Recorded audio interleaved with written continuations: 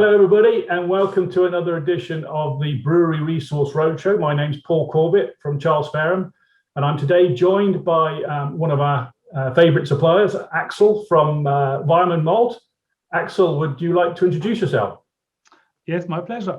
I'm Axel Jani. I'm the team leader of the International Customer Consultants here at Weyermann, the malt house from Bamberg.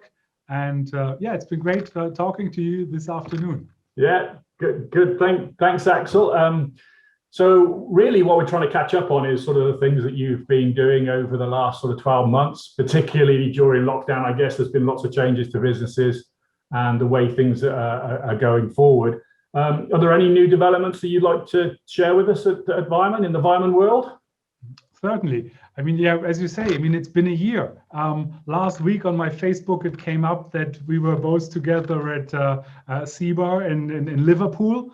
And that was sort of the last flight coming home to Germany. And from there on, we've been pretty much in lockdown, or at least not been flying around the world, which I'm normally doing, seeing our distribution partners just like you, or around the world, or being with customers. So last year was a bit of a change.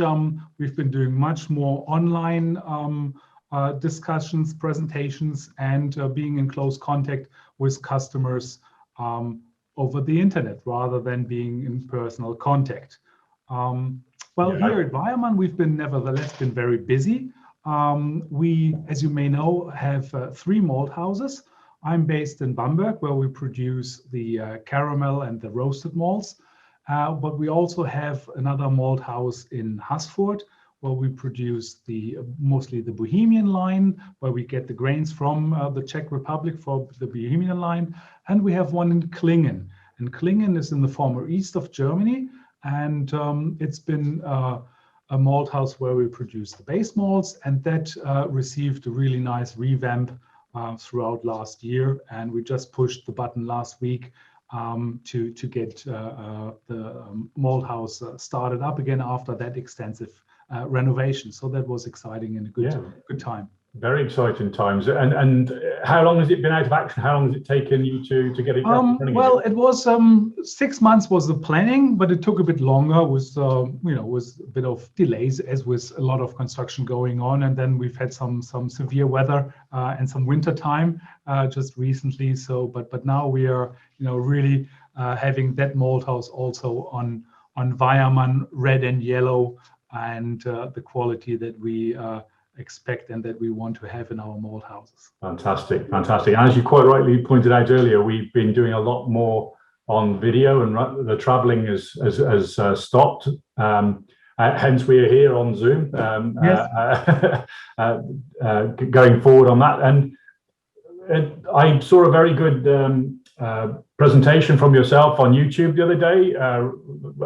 One of many that I've looked at that are all about different beer styles, that you've been doing some video clips around about the different types of malt and the different beer styles that they can produce. Would you like to explain a little bit about those? Yeah, that was we have a 2.5 hectoliter brew house here on site, where we do brew beers on a day-to-day basis to develop recipes for customers to use our malts, also for quality checks to see how they perform, and just to be able to share recipes with customers around the world, and also replicate things. For example, we can it's a fully automated system, so we can even go very, very tight on the different malt bill changes to see what is the effect of maybe 1% more Carafa special or not later on in the taste panels. And this obviously is much easier to do on a fully automated system. However, our brewers know how to run it also on manual mode. So we took a bit like we wanted to get this across to customers when we don't travel. So we started a video series that's up on YouTube at Weyermann 1879 is our YouTube channel.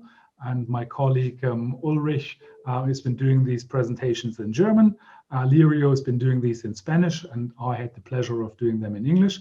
It's a bit unfair because they speak native Spanish and German, and I had to, get this all done in a non-native language, and I did struggle a bit in the beginning. I must say it's a deep learning curve to stand in front of the camera and to put a lot of information into 6 minutes and to talk about specific malts and what they will impart into beer recipes.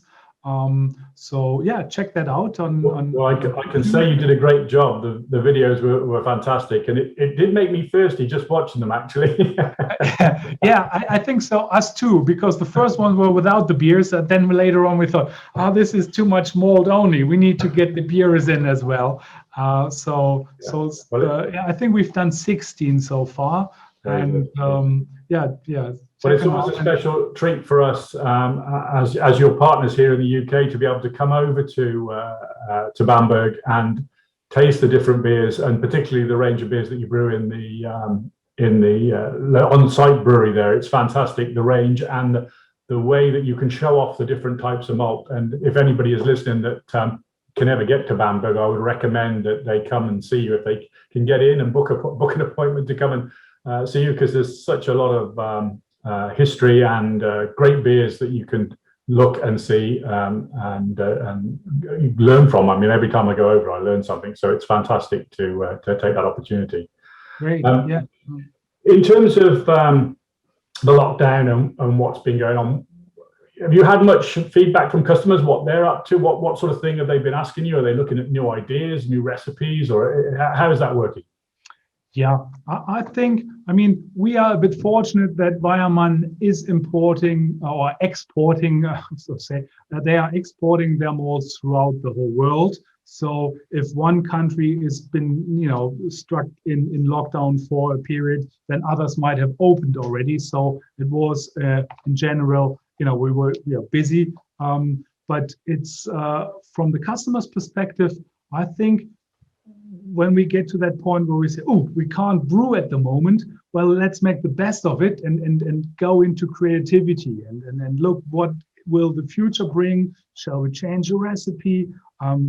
Do we have now more tank space and try out some lagers rather than ales? Before we've done only 10 ales because they've just been flying out of the door.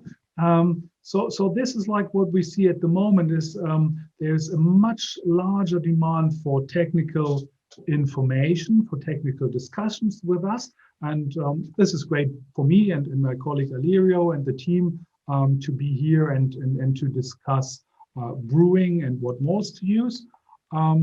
So yeah, I think this was a bit of a change. Normally, everybody was busy on a day-to-day basis, and everybody was brewing along.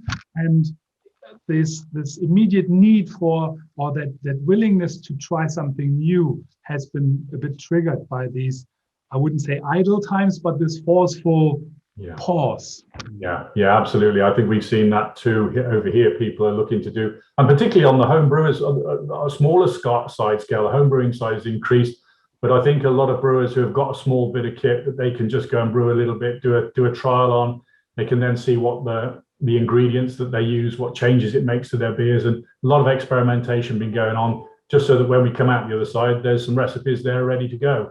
Yeah. I think, I don't know whether you've seen the same thing, but we've also seen people sticking to their current recipes quite hard on the commercial production, because people aren't tending to experiment so much during the lockdown. They want to produce the regular beers, and then hopefully when we come out of the lockdown, we'll get more of those experimental beers going through.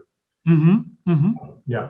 So just thinking ahead in terms of traveling, we normally come over to Brau, and this year it would have been DrinkTech in September. And I hear that that's now being cancelled until 2022. Obviously, in Brau, that is a Bamberg trip where we come over and see you afterwards for the Weyermann party. Are there any plans to do anything this year, or is it all going to be postponed until 2022 along with the shows? Well, I think at the moment how it looks like, because I mean, here in Germany, we're not as fortunate as in the UK with the degree of vaccination. I think you've done a much better job in terms of how many people have already been vaccinated. I think we are still down at around 5-ish, 6% of the people. So I don't see a free, back to normal for quite a while over here, I must say. So yes, as you mentioned, the Drink Tech was supposed to be on in October, which is an odd date because it was used to be in September, but they pushed it to October, and now they moved it to next year.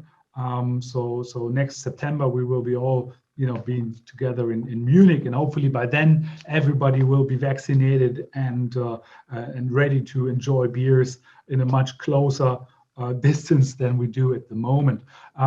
In terms of what the Brau may do, because usually that would have been on next year, we don't know yet. I mean, there's an ongoing discussion and a bit of a finding what the suppliers as well as the brewers and the visitors expect. So we'll see. It's something that, I mean, we always enjoy being with our customers, no matter where that is. But at these times, we just have to be a bit more careful and, and as you say, see how we get out on the other side. That's it. Yes. Hopefully, all in one piece. Yeah, absolutely. We've had the other bombshell that's hit us this time, which is Brexit, of course, and we've been very pleased with the way that the relationship that we've had with you guys and how that's worked with the terms of deliveries. Because I must admit, we were very worried. We did stock up with the malt before Christmas just to make sure that we weren't going to have any delays or gaps in our supply lines to our customers. But you've done very well with that. How have you managed to get around that? Because there's a lot of paperwork, I think, involved with these shipments nowadays. Yeah, as you say, Paul, I mean, Charles Ferrum and Weyermann, they've been going, for such a long time, and it's been like a nicely lubricated clock or engine to send malts to you guys, and it's been always with the same freight company. So we know what paperwork is needed. You know what's needed on your side, and together with a reliable partner on the trucking side, I think there was just a from us three, without maybe any outside issues, it went very smoothly, and this will continue to do so. So that's great news. Excellent. Excellent. And we're finding that with the popularity of the Weyermann malts, we are stocking more of the range now as well. So that's helping us as well. I think where the range was when we first started all those years ago, we had small amounts of each in, and it was very difficult to keep the stock. But now we've grown and the volumes are bigger. It's getting easier to stock and easier to control the shipments, which is great. So are we looking at anything new that's coming through? Any new malt types or styles, or anything that is particularly popular at the moment, or people are looking at? I know we've had the Bohemia malt, the Czech malt. Is that picked up a little bit, or is that something that's in the background a little bit now? No, it's a bit different things. I mean, first of all, base malts are of interest because that fashion towards lagers, or that larger increase in yes, I want to do a lager, I want to do a meaningful lager. So there with the base malt, which is of Bohemian origin or even been made on a floor malting facility in the Czech Republic, or the one like an heirloom variety, the German Barker, being of the same story as the Maris Otter, for example, but for Pilsner. So is something that is in a lot of brewers' mind as like, if I want to brew a Pilsner, yes, I want to do that with an heirloom variety, or in climates, in hot climates, our Eraclea, which is an Italian grown barley variety, very, very unique flavor for a very crisp Mediterranean style lager. So that is one big thing, is these meaningful base malts, where you are not only having a story, but also you notice, if we would sit together and eat the malts, you will notice how that maltiness lingers on much longer in a different way, or the grassiness and so on. So that's one thing. The other one is an interest in red beers, colorful beers. So that's been very popular around the world to go and play with amber to reddish color beers, no matter if ale or lager. And taking this interest in red beers in combination to the current situation where people might be more thinking about health issues and health and natural products, Weyermann does have the largest organic grown and organic malted portfolio, and we added a 19th fully organic malt, which is the organic Melanoiden.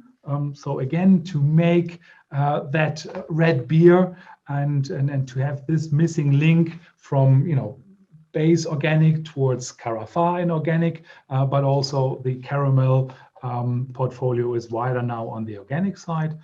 So this has been very well received.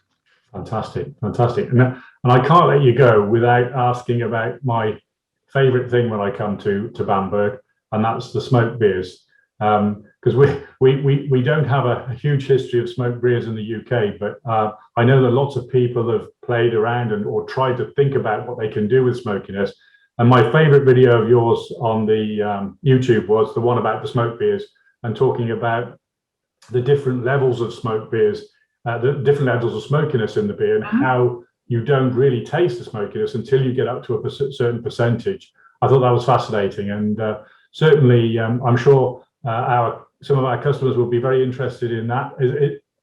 Is that what, I can't remember what the percentage was. What percentage was it? What you up to a certain percentage, and then you started to taste the smoke. What was that percentage actually? Yeah, it's in this video that I was really elaborating about the dosage range of the Beechwood smoked malt, and in combination to the color and how our mind is perceiving a dark beer with less smoke being more smoky than a light beer with smoke. So this is something that is really nice to experiment with.